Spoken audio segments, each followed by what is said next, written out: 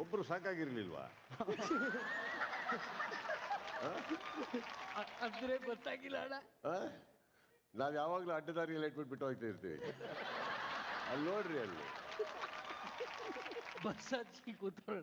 But ಅವರು ಏನ್ ಹೇಳಿದ್ರು ಅಂದ್ರೆ ಗಿಚ್ಚಿ ಗಿಲಿ ಗಿಲಿ ಅಣ್ಣ ಈ ಬ್ಯಾಚ್ ಬಂದು ನನ್ನ ಪಾತ್ರ ಯಾರಾದ್ರೂ ಎಕ್ಸ್ಟ್ರಾರ್ಡಿನರಿ ಮಾಡಿದ್ರೆ ಅಣ್ಣ ನಾನು ವೇದಿಕೆ ಮೇಲೆ ಹಾಕೊಂಡು ಕೂತಿರೋ ಕನ್ನಡಕ ಅವ್ರಿಗೆ ಕೊಡ್ತೀನಿ ಅಂತ ಹೇಳಿದ್ರು.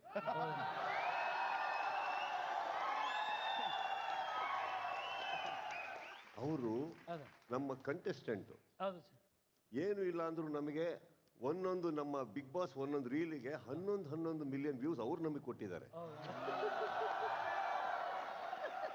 ನಾನು ಈ ವೇದಿಕೆಯಲ್ಲಿ 11 ವರ್ಷ ನಾನು ಏನು ನಡೆಸ್ಕೊಟ್ಟಿದ್ದೀನೋ ಅದಕ್ಕೇನು ನಾನು ಸಂಪಾದಿಸ್ತಾ ಇದ್ನೋ ಇವರು ಒಂದು ಸಲ ಬಂದು ನನ್ನ ಶೇಕ್ ಹ್ಯಾಂಡ್ ಮಾಡಿದ್ದಕ್ಕೆ ಬಿಗ್ ಬಾಸ್ ಅವ್ರು 10 ಪಟ್ಟು ಜಾಸ್ತಿ ಕೊಡ್ತಾ ಇದ್ದಾರೆ. ಈ ಕೈ ಅವ್ರು ಯಾವತ್ತಿಂದ ಶೇಕ್ ಹ್ಯಾಂಡ್ ಮಾಡಿದ್ರು ನಾನು ಬೇರೆ ನನ್ನ ಮನೇಲಿರೋ ಪೆಟ್ಟನ್ನು ಕೂಡ ನಾನು ಸೋರಿಲ್ಲ. ಅಂದ್ರೆ ಆ 1 ಕೋಟಿ ನಾನೇ ತರಬೇಕು ಅಂತ ಅಂದ್ಬಿಟ್ಟು ನನ್ನ ಕೈಲಿ ಆಗ್ತಾ ಇಲ್ಲ.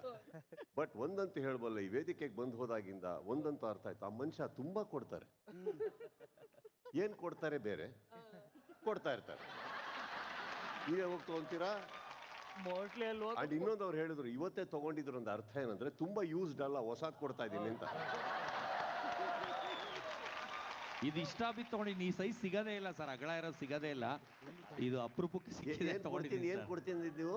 ಶರ್ಟ್ ಕೊಡ್ತೀನಿ ಸರ್, ಈಗ್ಲೇನೆ ಕಾರಲ್ಲೇ ಇದೆ ಸರ್, ಹೊಸದು ವಿತ್ ಟ್ಯಾಗ್ ಇರೋದು ಕೊಡ್ತೀನಿ ಸರ್. ನಮ್ಮ ಬಿಗ್ ಬಾಸ್ ಕ್ಯಾಂಡಿಡೇಟ್ ಸಿಂಪಲ್ ಆಗಿ ಗೆದ್ದಿದ್ದಾರೆ ಎಲ್ಲಾರು ಮನೆ.